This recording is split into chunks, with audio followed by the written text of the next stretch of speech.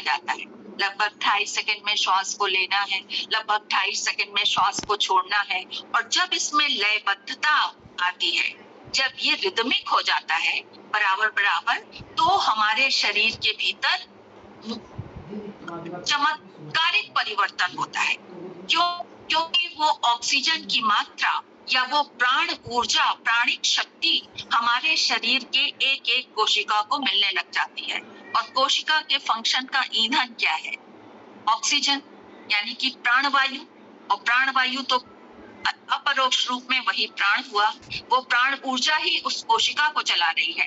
हमारी एक कोशिका एक पूरे शरीर के बराबर होती है, यानी कि एक कोशिका से हम उस मानव का पूरा शरीर बना सकते हैं। जैसे आजकल डीएनए से नहीं होता है, जैसे जुरासिक पार्क में दिखाया गया था कि वो एक डीएनए डायनासोर का मिला और उससे वैज्ञानिक ने डायनासोर का निर्माण कर लिया। फिर कई डायनासोर्स हो गए, तो वो फिर अटैक करते हैं, लोग भागने लगते हैं, क्योंकि डायनासोर का खाना बहुत ज्यादा होता है। और ये बहुत अरबों वर्ष पहले की कहानी थी, जो लोगों ने भूगर्भ शास्त्रियों ने और वैज्ञानिकों ने इस तरह से अध्ययन किया कि पहले इतने विशालकाय जीव पाए जाते थे। उनके जो फॉसिल्स होते हैं ना, अवशेष, उससे अध्ययन किया जाता है। उनके फॉसिल्स का इम्प्रेशन होता है चट्टानों पर, और जब वो इम्प्रेशन दिखाई देता है तो चट्टान की थोड़ी सी मिट्टी खुरस करके निकाल ली जाती है। वहां पर एक तत्व होता है कार्बन 14, कार्बन 14, वो रेडियो एक्टिव तत्व होता है। तो उस कार्बन 14 रेडियो एक्टिव तत्व से उस पत्थर की आयु निकाल ली जाती है। तो उससे पता चल जाता है कि ये फॉसिल कितने वर्ष पुराना है, या मिस्र के पिरामिड कितने साल पुराने हैं, या स्फिंक्स की स्टैच्यू कितने वर्ष पुरानी है। तो इस तरह से कैसे कैसे सिविलाइजेशन डेवलप हुई, मोहनजोदाड़ो, हड़प्पा के खुदाई के जो मिलते हैं अवशेष, उनसे भी सब वो कार्बन 14 की स्टडी से सब पता कर लिया जाता है। तो ये बात चल रही थी कि इन 5 तत्वों के मूल में ऐसा तत्व है प्राण, जो सर्वत्र विद्यमान है।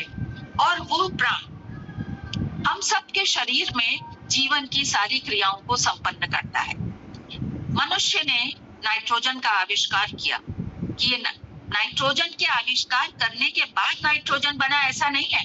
नाइट्रोजन तो तब से है जब से सृष्टि का निर्माण हुआ, और जिस ग्रह में नाइट्रोजन होती है वहां जीवन होता है।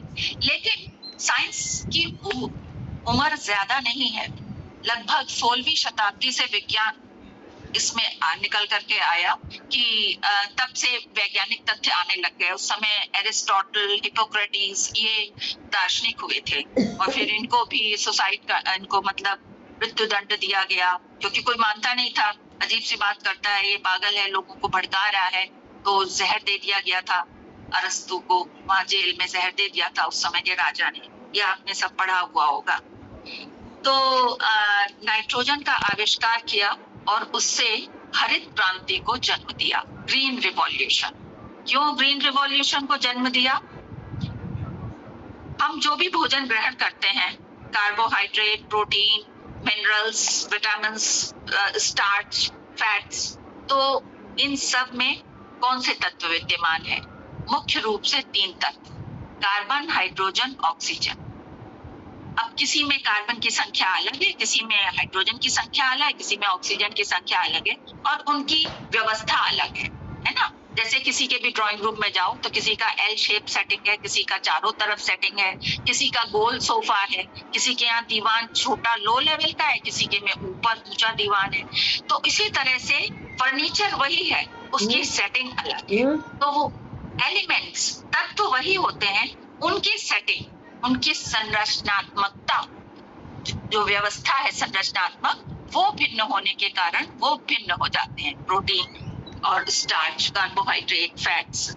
लेकिन एक तत्व ऐसा है नाइट्रोजन, जो प्रोटीन में पाया जाता है, स्टार्च में नहीं पाया जाता, फैट्स में नहीं पाया जाता है, ग्लूकोज में, शर्करा में नहीं पाया जाता है, केवल प्रोटीन में पाया जाता है। और प्रोटीन क्या है?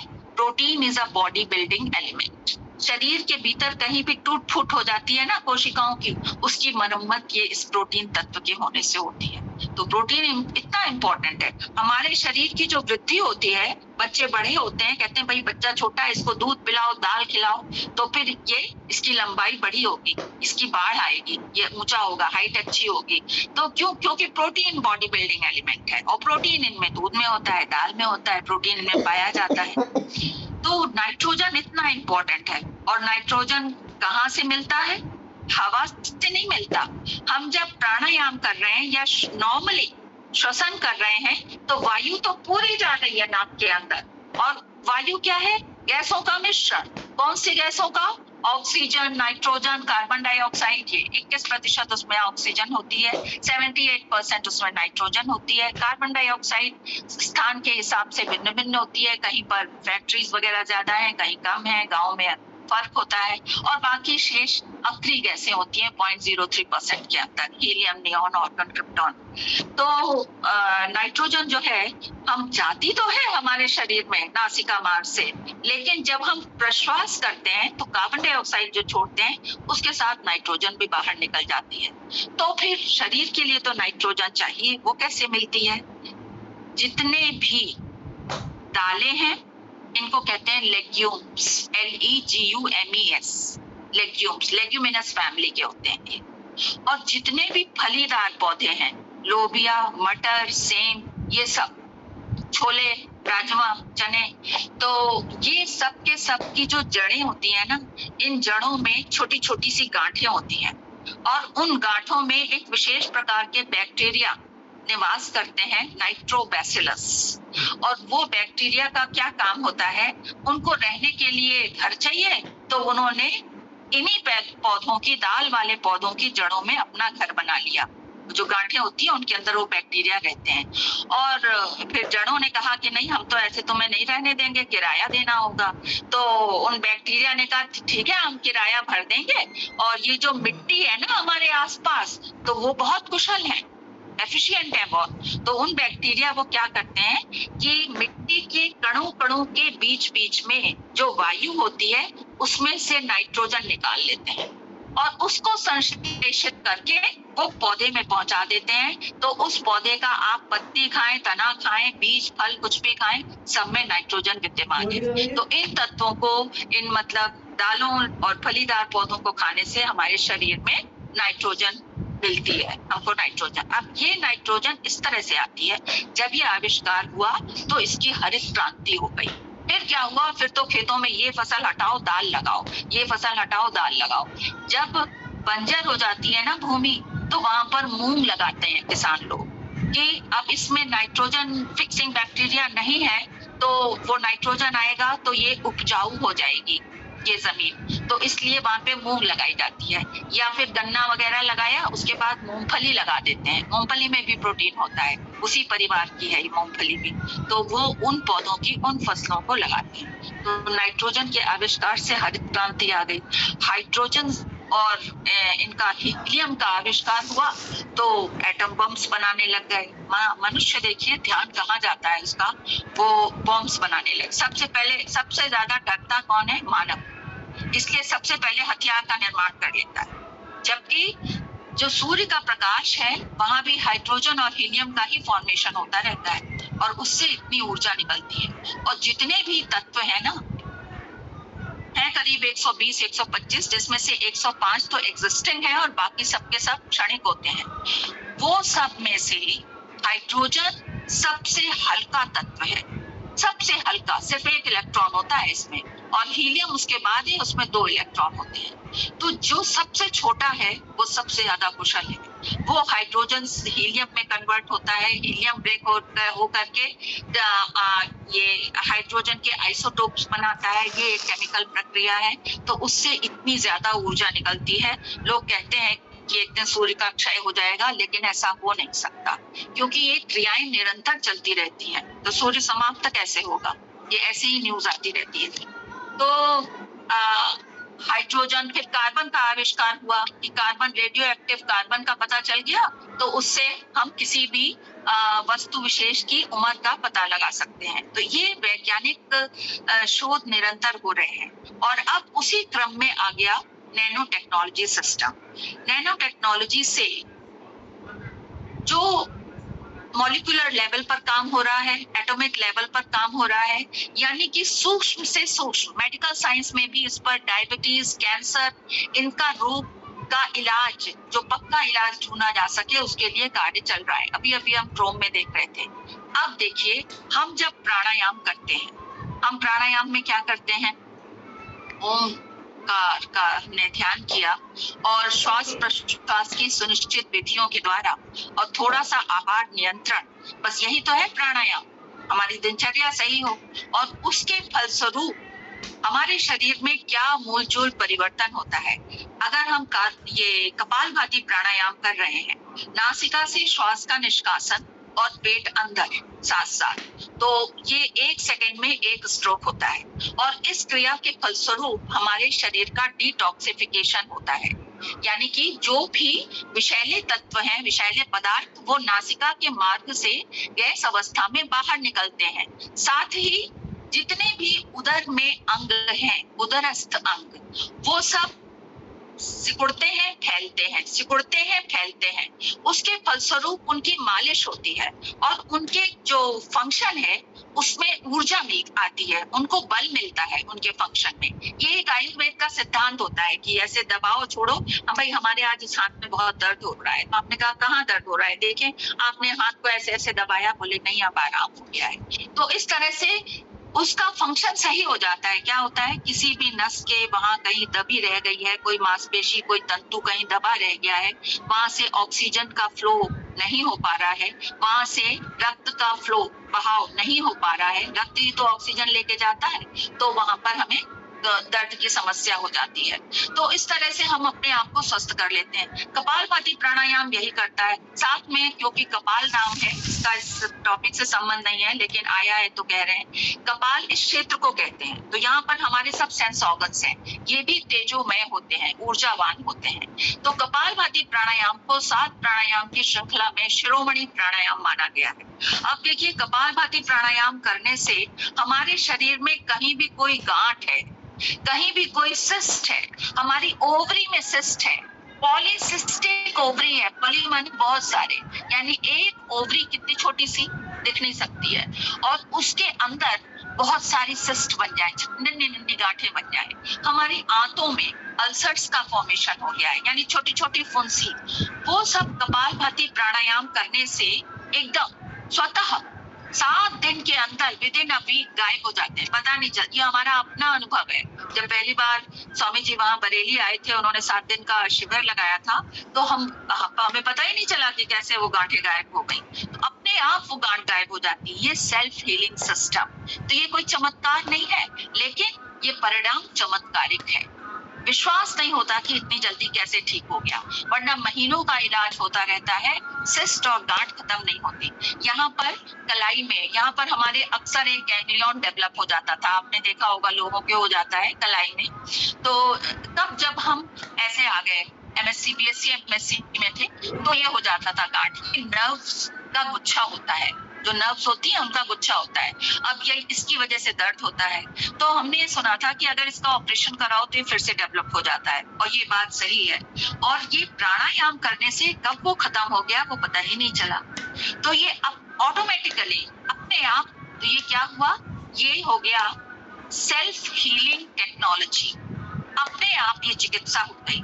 और चिकित्सा किस लेवल पर हुई, कोशिका के लेवल पर, पहले अंग ऑर्गन्स के लेवल पर, फिर टिश्यूज के लेवल पर, और फिर कोशिकाओं सेल्स के लेवल पर, और सेल्स के अंदर जो ऑर्गेनेलीज हैं, संरचनिकाएं हैं, उन पर इनका प्रभाव पड़ा। तो फिर ये कितना सूक्ष्म चिकित्सा विज्ञान हो गया।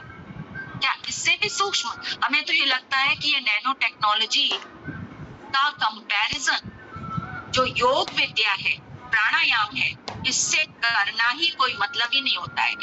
इसके साथ इसकी तुलना का कोई अभिप्राय नहीं है, कोई अर्थ नहीं है, क्योंकि नैनो से भी सूक्ष्म अगर कोई टेक्नोलॉजी हो तो वो टेक्नोलॉजी कारगर होती है जब हम प्राणायाम करते हैं।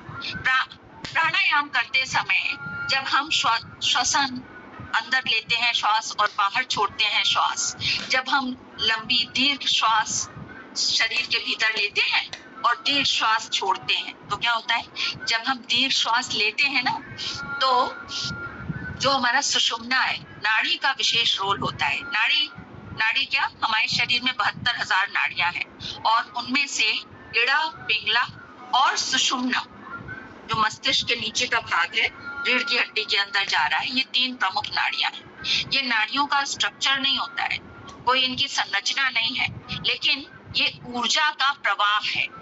इड़ा नाड़ी, पिंगला नाड़ी, यहाँ कोई नली तो नहीं दिखाई दे रही ना, आपने कभी महसूस नहीं किया होगा। तो ये ऊर्जा का प्रवाह है और इनकी ऊर्जा के प्रवाह से हम जब दीर्घ श्वसन करते हैं तो हमारी सुषुम्ना नाड़ी एक्टिवेट हो जाती है।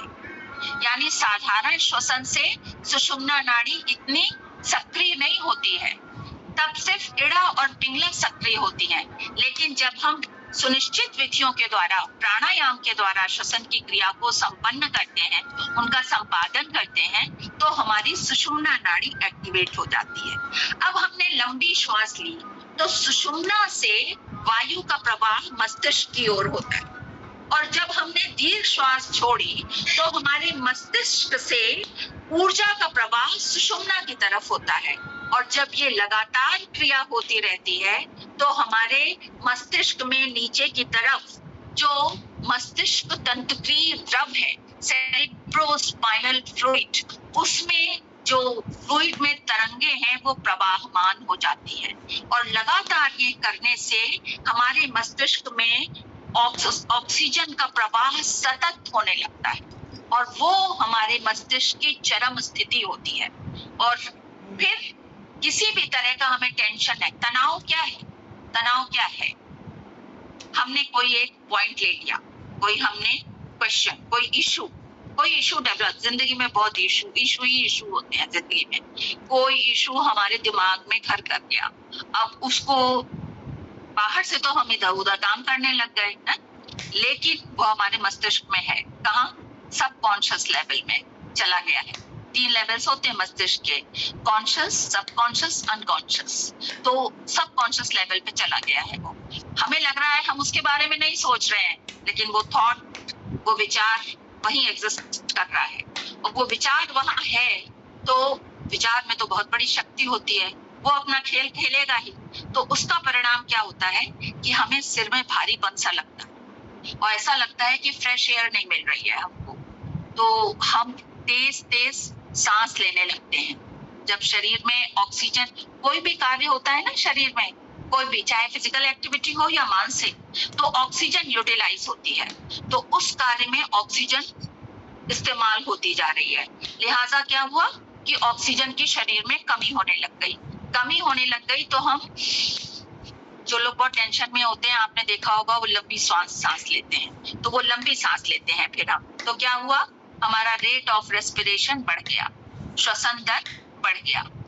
जब रेट ऑफ रेस्पिरेशन बढ़ गया तो हमारे हार्ट को भी उधर पता चल गया कि ऑक्सीजन की कमी हो रही है, तो उसने जल्दी जल्दी पंप करना शुरू किया कि जल्दी जल्दी पकड़, तो ब्लड भेजना है, ज्यादा ऑक्सीजन भेजनी है शरीर को, इस समय मस्तिष्क को जरूरत है, तो ज्यादा ऑक्सीजन कैसे भेजेंगे, वो जल्दी जल्दी दबेगा, सिकुड़ेगा, फैलेगा, जल्दी जल्दी उसकी हार्ट बीट्स बढ़ जाएगी, हृदय गति बढ़ जाएगी, श्वसन दर बढ़ी, हृदय गति बढ़ी, और जब हार्ट जल्दी जल्दी ब्लड को पंप करके भेजेगा धमनियों में, तो क्या होगा, ब्लड का बहाव तेज हो जाएगा, ब्लड फोर्स के साथ बहेगा, ब्लड प्रेशर के साथ बहेगा, तो ब्लड प्रेशर हाई हो जाएगा।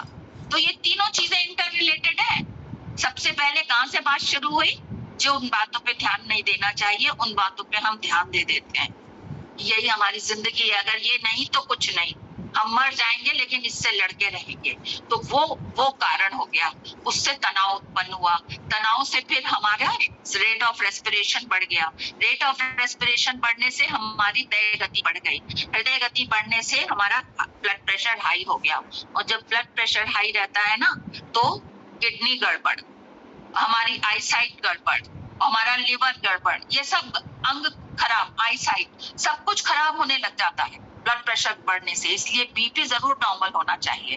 अभी 5-6 दिन पहले एक न्यूज थी, कोई पुलिस ऑफिसर था, तो वो सवेरे दौड़ने के लिए निकले, ये फैशन में भी लोग सवेरे दौड़ने के लिए निकल जाते हैं, तो उनका बीपी, पुलिस वालों का तो बीपी हाई ही रहेगा ना, इतना प्रेशर होता है उनके ऊपर काम का।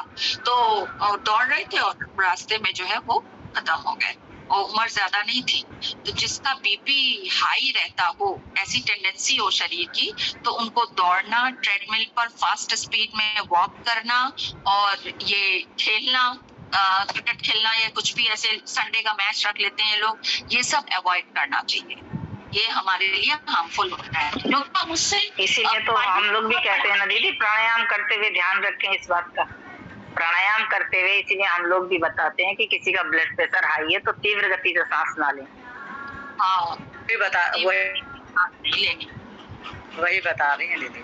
फास्ट होता है ना कपालभाति, वो बच्चों के लिए, लेकिन आजकल बच्चों का भी बीपी हाई रहने लग गया है। तो ये हम लोगों को पता होना चाहिए कि अगर हमारा बीपी जो बहुत हाइपर हो जाते हैं अक्सर किसी इशू को लेकर के, समझ लीजिए उस समय उसका बीपी हाई हो गया है, और अच्छा यही है कि उस समय आप उसको उसी हाल पे छोड़ दें, जब वो शांत हो जाए तब बात करें। तो ये एक, और ये योगी ही कर सकता है। ये जो सोशियो साइको पर्सपेक्टिव जो नजरिया होता है, सामाजिक स्थिति को ध्यान में रखकर मनोवैज्ञानिक ढंग से समस्या को हल करना, ये योग प्राणायाम वाले लोग ही कर सकते हैं। क्यों? क्योंकि अनुलोम विलोम जो है हमारा साथी, अनुलोम विलोम से हमारा सोचने का तरीका, समझना, ये सब कुछ बहुत बदल जाता है। आत्मविश्वास की भी वृद्धि होती है, और अंतःकरण निर्मल हो जाता है। वो तो खैर पराकाष्ठा है। तो इसलिए प्राणायाम, तो फिर हम वापस उसी जगह आ जाते हैं कि जब हम श्वसन करते हैं, हम लंबी श्वास लेते हैं, तो सुषुम्ना से वायु या ऊर्जा मस्तिष्क में जाती है, और जब हम श्वास लंबी छोड़ते हैं तो मस्तिष्क से उस वायु का प्रवाह सुषुम्ना की ओर होता है, तो उसको हम एक्टिवेट करते हैं। तो कितने सूक्ष्म लेवल पर देखिए ये प्राणायाम कार्य करता है, या प्राण जा करके वहां कार्य करते हैं। ऐसा नहीं है कि वहां पे उदान जाएंगे, वो जाए, प्राण एक ही है, अलग अलग स्थान पर उनका काम होने से वो उनके अलग अलग नाम है, उदान, समान, व्यान, प्राण, ये है। हम जैसे कि उसके बाद भी क्या होता है कि लोग योग प्राणायाम तो करते हैं, और जब तबीयत खराब होती है तो हॉस्पिटल चले जाते हैं। तो ये तो बात अजीब सी हो गई ना। आप एक पार्टी को माने, उसी पार्टी का वो करके आप वोट ले लें, जीत जाएं, और फिर दूसरी पार्टी की बजाने चले जाएं, वहां बिल भर दे जाकर के। तो आप जब प्राणायाम कर रहे हैं तो आप प्राणायाम से ही अपने आप को ठीक करिए। प्राणायाम, योग, आयुर्वेद और प्राकृतिक चिकित्सा, ये तीनों आप देखिए। एक हमको इसमें पुस्तक में ही एक श्लोक मिला, वो हठ योग प्रदीपिका का है, हठ योग प्रदीपिका का। प्राणायामेन युक्तेन सर्व रोग क्षयो भवेत्, अयुक्ताभ्यास योगेन, अयुक्त अभ्यास योगेन सर्व रोगस्य संभवः। इसको लिखने की जरूरत नहीं है, ये हठ योग प्रदीपिका का है। इसका अर्थ क्या है? विधि युक्त किए हुए प्राणायाम से सर्व रोगों का नाश होता है, और विधि विरुद्ध प्राणायाम करने से सब रोग हो सकते हैं। तो जो आपको ट्रेनिंग दी जाए उस तरह से आपको प्राणायाम अगर आप करेंगे, सर्व रोगों का नाश होता है, सब रोगों का नाश होता है। इस पे विश्वास होना चाहिए। आप क्या करते हैं, डॉक्टर कहता है 5 दिन बाद दिखाने आइए, या फला तारीख को दिखाने आइए। क्यों? कि अब इतनी डोज दी तो इस पर क्या असर हो रहा है। तो फिर वो देखेगा, जब असर नहीं हुआ, कुछ फायदा नहीं हुआ, तो वो डोज बढ़ाता है। तो उसी तरह से हमें भी अपना प्राणायाम बढ़ा देना। हम फिर प्राणायाम दिन में भी करेंगे, हम शाम को भी करेंगे प्राणायाम, और उससे आपकी स्लिप डिस्क हो, आपको सर्वाइकल हो, वो सब कुछ ठीक हो जाता है। और जब ये ठीक हो रहा है तो क्या शरीर के अंदर के अंग नहीं ठीक हो रहे होंगे, उनका फंक्शन ठीक नहीं हो रहा होगा, सब ठीक हो जाता है। जो लोग अब इधर आप पिज्जा बर्गर भी खाएं, और उधर कहें कि इतना तो योगा कर रहे हैं, कुछ नहीं हो रहा है, सब ऐसे ही योगा, वॉक करो, वॉक से बहुत होता है। वो वॉक ही करते थे जिनका राम नाम सत्य हो गया, पुलिस के ऑफिसर, वो वॉक कर रहे थे। वॉक करने से कुछ नहीं, फ्लेक्सिबिलिटी आती है, लचीलापन आता है। जब हम फास्ट वॉक करते हैं तो भस्त्रिका स्वतः होने लगता है, बस इतना लाभ होता है। लेकिन कपालभाति जिससे कि हमारी सारी एंडोक्राइन ग्लैंड्स एक्टिवेट हो जाती हैं, सारे उदरस्थ अंग, सारी सेंस ऑर्गन्स, इनका फंक्शन स्ट्रांग हो जाता है। वो कौन करेगा?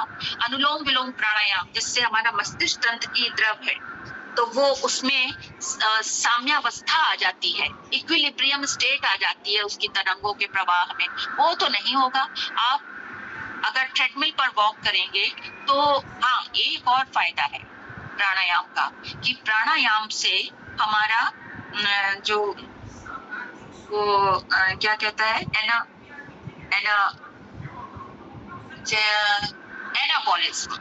एनाबॉलिक एक्टिविटी है प्राणायाम। और जो ट्रेडमिल पर वॉक करना, जिम में एक्सरसाइज करना, वो कैटाबॉलिक एक्टिविटी है। क्या मतलब हुआ इसका कि कैटाबॉलिक एक्टिविटी में, कैटाबॉलिज्म में हमारी जो फैट सेल्स हैं वो बर्न होती हैं, जो एक्स्ट्रा कोलेस्ट्रॉल है वो बर्न होता है, तो चर्बी हमारी घटती है, वसा हमारा घटता है, तो उससे वेट रिड्यूस होता है, हम स्लिम होते हैं। लेकिन उसकी कमजोरी आ जाएगी ना, फिर वो सब घटेगा। प्राणायाम से क्या होता है? प्राणायाम में चर्बी की कमी नहीं होती है, लेकिन ऊर्जा एनाबॉलिक प्रक्रिया होने के कारण ये ब्लड प्रेशर को कम करती है, और वो कैटाबॉलिक प्रोसेस होने के कारण फास्ट एक्सरसाइजेस ब्लड प्रेशर को बढ़ाती हैं, जो हमारे लिए घातक है। एनाबॉलिक प्रोसेस से जब ब्लड प्रेशर कम होता है तो शरीर की रक्षा कैसे होती है? ये हमारे रक्त में प्लेटलेट्स की संख्या को बढ़ा देती है। प्लेटलेट्स की संख्या बढ़ने से, प्लेटलेट्स हमारे शरीर में, रक्त में जो कोशिकाएं होती हैं वो सिपाही का कार्य करती हैं। अगर कहीं कट आ गया है तो तुरंत वहां जाकर के प्लेटलेट्स इकट्ठा हो जाती हैं, और आपने देखा होगा कि कटे हुए स्थान पर खून सूख जाता है, जम जाता है, और फिर वहां पर एक पपड़ी सी जम जाती है, यानी कि वहां पर प्लास्टरिंग हो गई, सीमेंट लगा करके कोई चला गया, हमें पता भी नहीं चला। तो इस तरह से वो हमारे शरीर की रक्षा करती है। डेंगू चिकनगुनिया हो जाता है, बुखार होता है, या कहीं पर आपको हल्का सा चोट भी लगी है या जुकाम हो गया है, आप देख लीजिएगा 100% प्लेटलेट्स कम हो जाएंगी, हजारों की संख्या में। प्लेटलेट्स कम होती है, लेकिन एक औसतन संख्या कितनी होनी चाहिए एक व्यक्ति में? लगभग 1.5 लाख होनी चाहिए प्लेटलेट्स की संख्या। और आप भस्त्रिका करना शुरू कर दीजिए, अनुलोम विलोम करना शुरू कर दीजिए, गिलोय तुलसी अदरक का थोड़ा काढ़ा बना के पी लीजिए, एकदम से आपकी प्लेटलेट्स 25,000 75,000 बढ़ करके और आपका जो नॉर्मल लेवल होता है वो अचीव कर लेगी। जैसा कल विनीता बहन ने एक बहुत खास बात कही थी कि जो आज की जो मेडिकल साइंस है उसने श्वास के ऊपर तो कोई उनकी दवा है ही नहीं, औषधि जो कार्य करे, और ये सारा खेल ही श्वास का है। प्राणायाम श्वास का है, यानी प्राण का है। तो प्राण इस समय प्राणायाम ने या प्राण ने हमारे वैज्ञानिकों का, डॉक्टर्स का ध्यान आकृष्ट करना शुरू कर दिया है। एम्स हॉस्पिटल में तो बहुत ज्यादा इसकी रिसर्चेस हो रही हैं और रिजल्ट सामने वो लेकर के आ रहे हैं, न्यूज चैनल्स के थ्रू बता रहे हैं कि प्राणायाम करने से जो हम सामान्य एक्सरसाइज और दवाइयों के माध्यम से जो हम प्रक्रिया कराते हैं, प्राणायाम से उससे कई गुना अधिक और बेहतर लाभ होता है। प्राणायाम रोग को जड़ से स्वस्थ करता है, जड़ से बिल्कुल। और फिर अब तो आप देख रहे होंगे चैनल्स में, स्वामी जी बताते हैं, और वहाँ वेलनेस और या योग ग्राम में जो पेशेंट्स आते हैं, जो जेनेटिक समस्याएं हैं, आनुवंशिक रोग, उनको भी लोगों ने अपनी लगन से हरा दिया है प्राणायाम करके और आयुर्वेदिक योग चिकित्सा के द्वारा। अब देखिए, जब हम चले गए हॉस्पिटल, खैर हम हॉस्पिटल चले गए और अपना इलाज कराने के लिए, तो डॉक्टर ने कहा कि ऑक्सीजन की कमी है, तुरंत ऑक्सीजन सिलेंडर, जैसे मूवीज में नहीं होता है ऑक्सीजन सिलेंडर लगाया जा रहा है, यहाँ ड्रिप चढ़ी है, हाँ हीरो बीमार।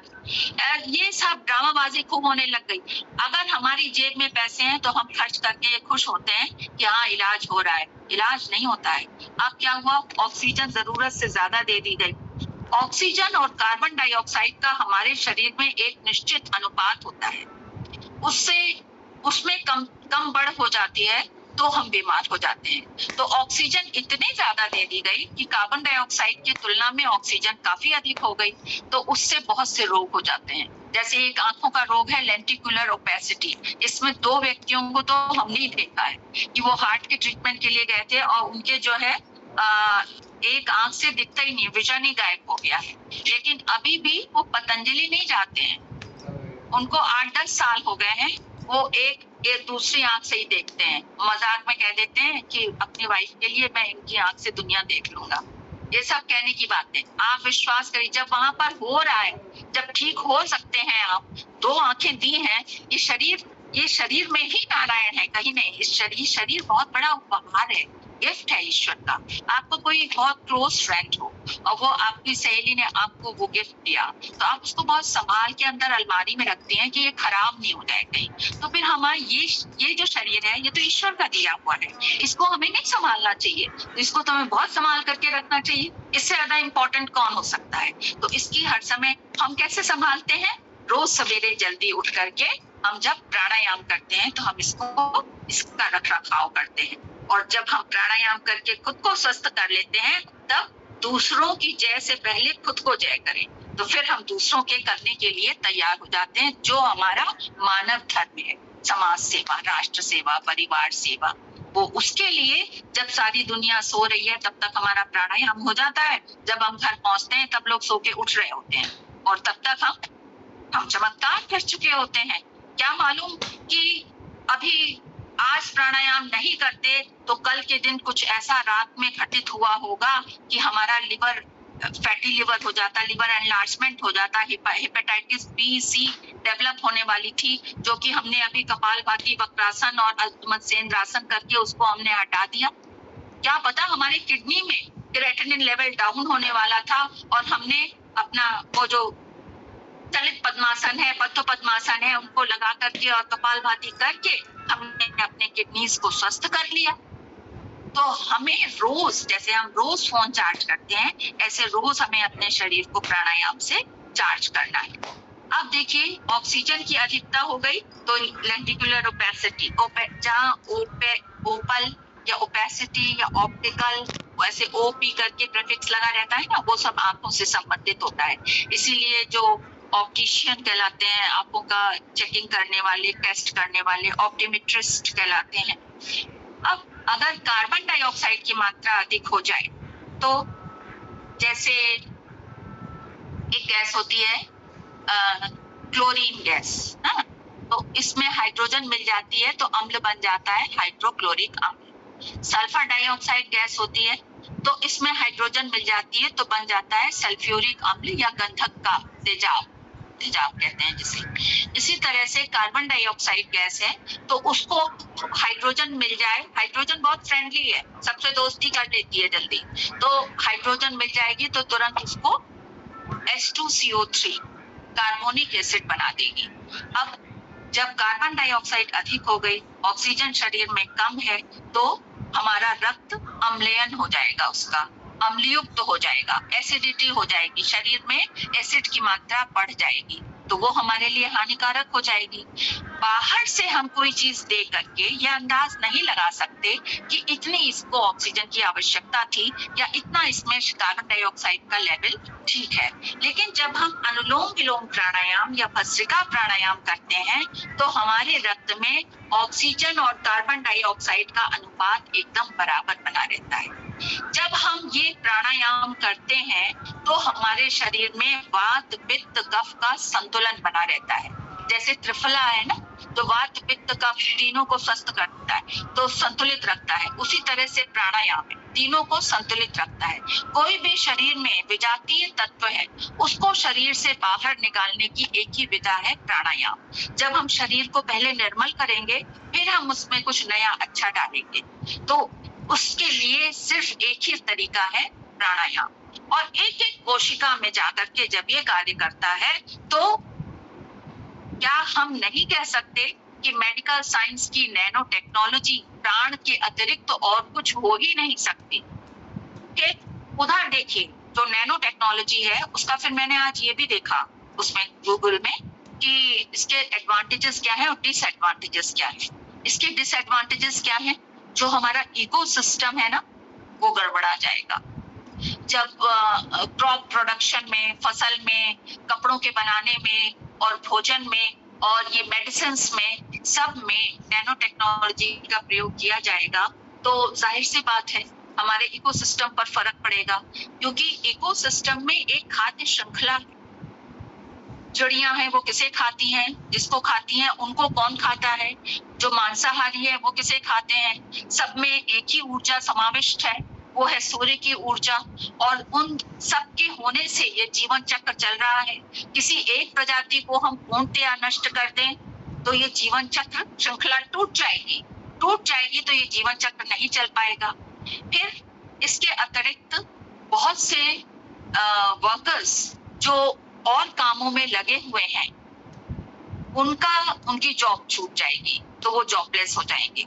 ये साइंस का जो विकास हो रहा है उसमें यही हो रहा है कि जो मैनुअल वर्क है आदमियों के द्वारा किया जाने वाला वो कम होता जा रहा है, मशीनी युग आ गया है और उसमें अब अनएम्प्लॉयमेंट बहुत बढ़ रहा है, क्योंकि जो हाई लेवल का एजुकेशन होती है वहां तक सब लोग नहीं पहुंच सकते।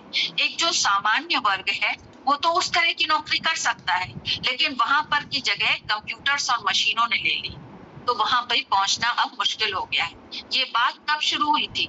आज से करीब 20-25 साल पहले, जब बैंक्स ने ये कहना शुरू किया अपने बैंक एम्प्लॉइज को कि आप प्री रिटायरमेंट, वॉलंटरी रिटायरमेंट ले लीजिए, क्योंकि कंप्यूटर्स आने लग गए थे बैंक्स के अंदर, तो इतने लोगों की सैलरीज कहाँ से निकलेगी। और देखिए अब क्या ढांचा बनता चला जा रहा है, तो ये एक बहुत भयावह स्थिति आ जाएगी। लेकिन प्राणायाम करने से किसी की नौकरी नहीं जाएगी, सब स्वस्थ होंगे और नए विचार, जो इनोवेटिव एजुकेशन होती है, इनोवेटिव आइडियाज, वो इससे ही निकल करके आएंगे। हमारी स्मरण शक्ति प्रखर हो जाती है। आप देखिए कि ऋषियों ने इस समय वो है नहीं, तो उन्होंने आज के देखते हुए कल क्या लिख दिया कि प्राण क्या है। उन्होंने लिखा प्राणावाव वसवः, प्राण वसु है। प्राण हम सबके शरीर के भीतर रहते हैं, जीवन का आधार है। वसु का मतलब बसना, तो इसलिए कहा है प्राण आप वसु है। प्राणावाव वसवः। प्राणावाव रुद्राः, रोगों के लिए प्राण रुद्र के समान है, रोगों का शमन करते हैं। प्राणावाव रुद्राः। प्राणावाव आदित्याः, प्राण आदित्य कहते हैं सूर्य को, तो प्राण आप सूर्य हैं। क्यों? जिस तरह से सूर्य सबको स्वीकार करते हैं उसी तरह से प्राण सबको स्वीकार करता है। प्राण के लिए कोई जाति पाति ये सब छोटा बड़ा, पैसे वाला कम पैसे वाला कुछ नहीं होता। आप प्राणायाम करिए, शरीर को स्वस्थ करिए, और आज के समय में जो योग करता है उसकी एक दिनचर्या, एक रूटीन। स्वामी जी कहते हैं योग करो, योग से सब कुछ होगा, सब कुछ होगा। ये एक तो गोधन और एक योगाभ्यास, और ये इसमें कोई शक नहीं है। आप ये करिए, ऐसे जैसे कि कमल का फूल खिलता है, एक एक करके पंखुड़ी खिलती जाती है सूर्योदय के साथ, और पूरा कमल फ्लैट बीच में थैलेमस लिए हुए निकल करके आ जाता है। उसी तरह से हमारे सोचने सपने की शक्ति, जैसे कि कहते हैं महात्मा बुद्ध को ज्ञान प्राप्त हुआ था। कहाँ से ज्ञान प्राप्त हुआ था? उन्होंने प्राणायाम किया होगा निश्चित रूप से, ये लिखते नहीं है लोग, प्राणायाम ही किया होगा, श्वास प्रश्वास का। महात्मा बुद्ध तो बहुत पहले थे, हमने अपने नाना जी को देखा है इस तरह से बैठे हुए, ऐसे करते हुए पूजा के समय, तो ये सब करते थे पहले, ये दिनचर्या का हिस्सा था। तो इसी से ही ज्ञान के, और उसमें कल हम लोग अष्टचक्र पढ़ेंगे तो उसमें भी ये रेफरेंस आएगा कि जिस चक्र पर ध्यान करके हम प्राणायाम करते हैं, वो चक्र जिस क्षेत्र विशेष में होता है शरीर में, वहां के सब अंगों का ज्ञान और उसकी कार्य प्रणाली का हमें आभास हो जाता है। यही तो ज्ञान है। तो फिर यही बात आ जाती है कि नैनो टेक्नोलॉजी को देखते हुए नैनो टेक्नोलॉजी शब्दावली प्राणायाम की ये वैज्ञानिक ढंग से शरीर को, मन को और भावनात्मक ढंग से स्वस्थ करने को देखते हुए बहुत ही छोटी टर्मिनोलॉजी है, ये हम कह रहे हैं। हमें ये लगता है, मतलब नैनो टेक्नोलॉजी की तो एक सीमा है ना, उस सीमा तक ये नाप सकता है, और प्राणायाम की तो कोई सीमा नहीं है, आप करते रहिए। स्वामी जी कहते हैं कि मनुष्य अपने शरीर की एफिशिएंसी का सिर्फ 5% यूटिलाइज करता है, बाकी उसकी शक्तियां यूं ही रह जाती हैं और हम चले जाते हैं इस संसार से। तो यानी कि जो बाकी रह गई 95%, उनको भी हम प्रकाशित कर सकते हैं अगर हम प्राणायाम अच्छी तरह से करें, जो हमारे ऋषि मुनि कंदराओं में गुफाओं में जा करके करते हैं। तो ये वो टेक्नोलॉजी है प्राणायाम। तो मैं तो यही समझती हूँ कि नैनो टेक्नोलॉजी प्राणायाम की टेक्नोलॉजी के आगे बहुत छोटी है, और प्राण जो काम कर सकते हैं, जैसे हठ योग प्रदीपिका में लिखा है कि विधि युक्त, वही जो कल रंजना बहन ने कहा था, समय, विधि, एकाग्रता और निरंतरता के साथ में जब हम प्राणायाम करते हैं तो हमें अभूतपूर्व लाभ होता है। चाहे 3 तरह के लाभ होते हैं, शारीरिक और आध्यात्मिक और भावनात्मक, और ये तीनों ही बहुत जरूरी है।